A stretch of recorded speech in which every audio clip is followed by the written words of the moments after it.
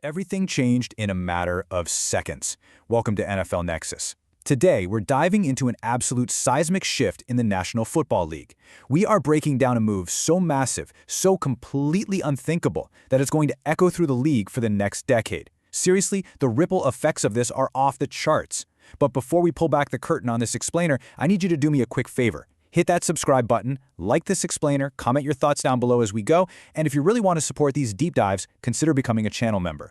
Okay, let's get into it. What we're looking at today is a franchise that has literally pushed all of its chips right to the center of the table.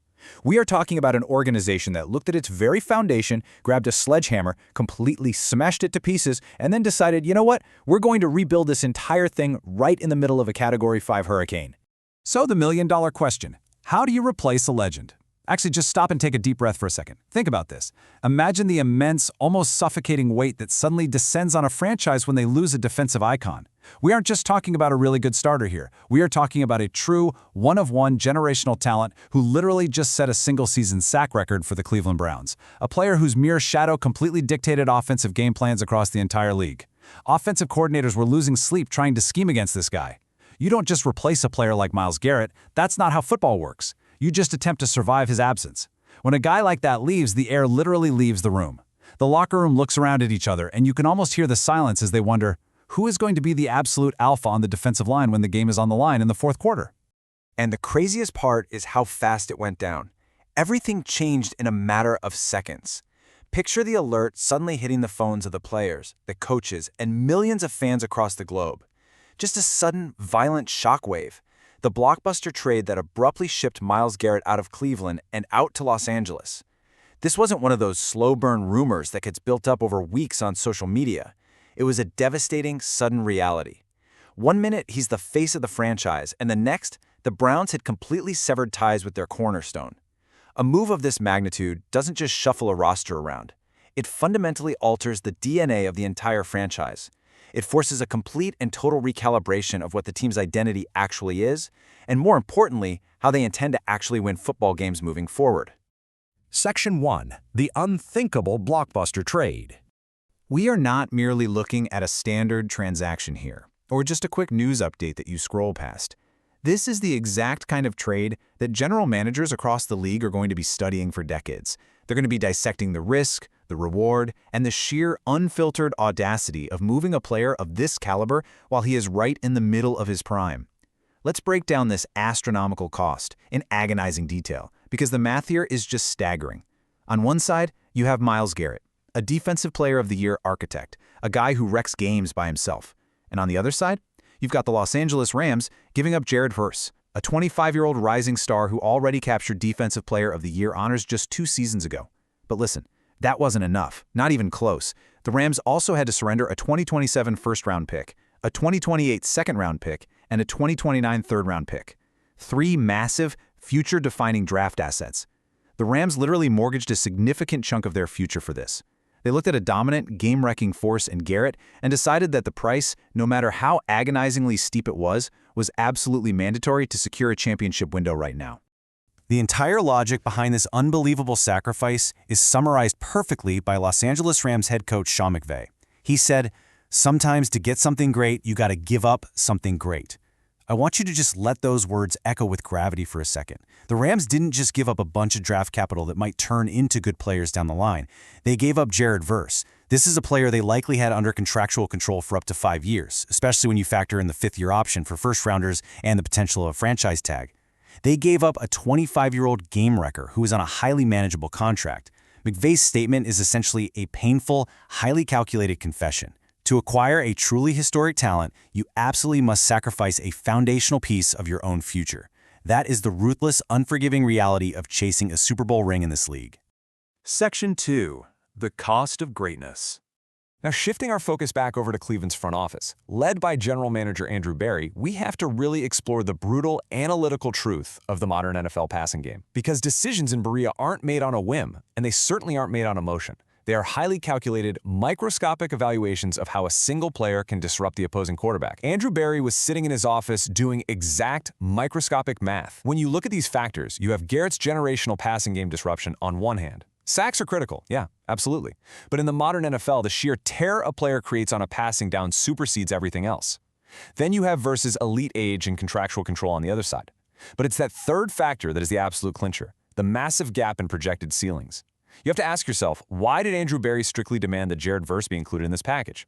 Why not ask for other players? Or maybe push for even better draft picks? It's because Berry sees the projection. The gap between what Myles Garrett does right now today and what Jared Verse can realistically become in the short and medium term is exactly equal to the value of a first, second, and third round pick. It's a ruthless, completely granular assessment of defensive ceilings. Section 3. The Quarterback Collision Course. So, while the front office is playing this high-stakes game of chess with the defense, a completely different, highly volatile war is brewing inside the building. Because let's be real, a dominant defense means absolutely nothing if the most important position on the entire field is tearing itself apart from the inside. There is an immense, palpable tension between these two timelines right now. Deshaun Watson versus Shader Sanders. Just try to picture the dynamic in that quarterback room. You've got a desperate veteran fighting with literally everything he has to salvage his career, his legacy, and his reputation, going head-to-head against a young, fiercely hungry star who is looking to usurp the throne. Watson, armed with 3 Pro Bowls under his belt from his Houston days, staring down a second-year pro in Sanders. It is 2 completely different eras of football crashing into each other at top speed in the exact same locker room. And let me tell you, the pressure is incredibly real. Sanders actually closed the gap by the end of minicamp.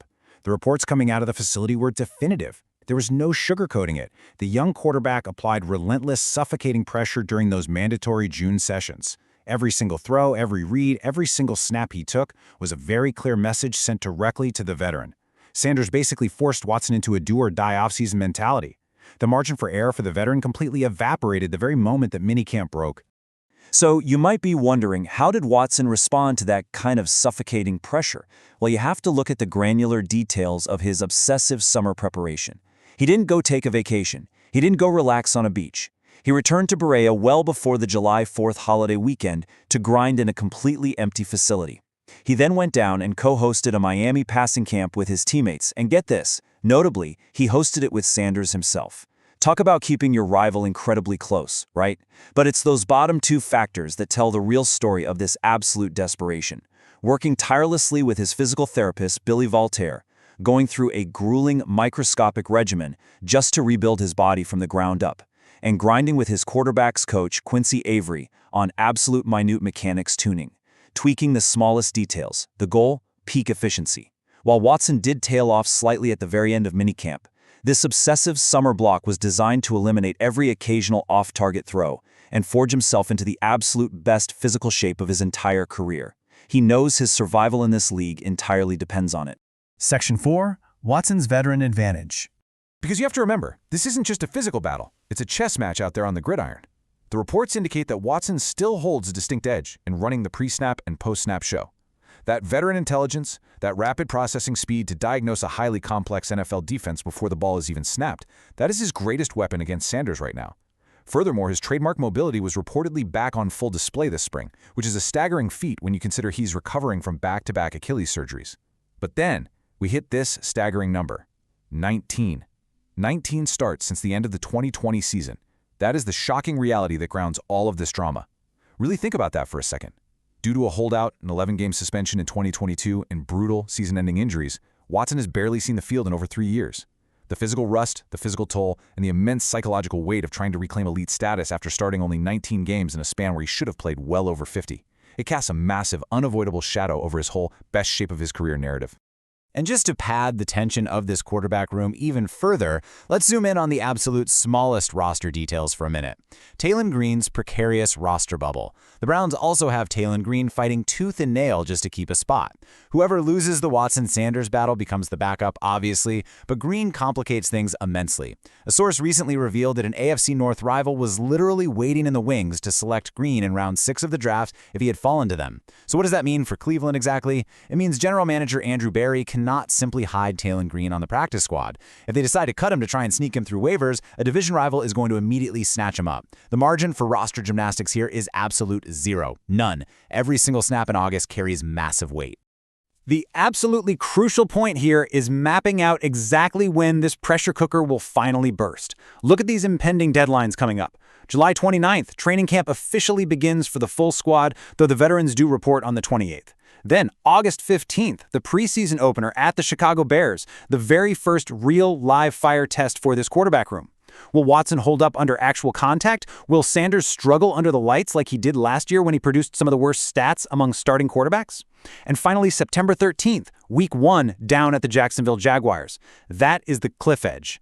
By that date, the narrative of Watson's miraculous recovery and Sanders' rapid ascension will collide head-on with cold, hard reality.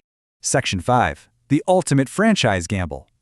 Zooming out to display the sheer scale of this moment in Cleveland history, you have a front office that just traded away a literal defensive legend for a young pass rusher and draft picks, fundamentally overhauling their defensive identity overnight. And at the exact same time, they are betting their entire season on a fragile, highly volatile quarterback room. They are pushing all their chips into the center of the table on a high-wire act with almost no safety net beneath the starters. Actually, wait, let me correct that. In this high-wire act, there is exactly one safety net, the number 3.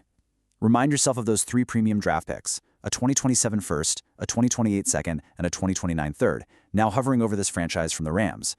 Whatever the Browns ultimately do with those picks must be accounted for when balancing out what they truly got from Myles Garrett. Those 3 picks are the ultimate safety net for Andrew Berry. Or, if this chaotic offseason blows up in their faces entirely, those 3 picks will be the ultimate crushing indictment of a completely failed master plan. So the final question we're left with, will the gamble pay off? It's a question that hangs extremely heavy in the air in Berea, Ohio right now. A franchise completely transformed, a legend gone, a veteran quarterback fighting for his football life against a rising star. We will be tracking every single snap, every rumor, and every consequence right here as this unfolds. Make sure you are subscribed to NFL Nexus. Hit that like button on this explainer to support our deep dives. Comment your thoughts down below on who you think actually wins this QB battle, and become a channel member today. The season is fast approaching, and the tension, well, it's just getting started. I'll see you guys in the next explainer.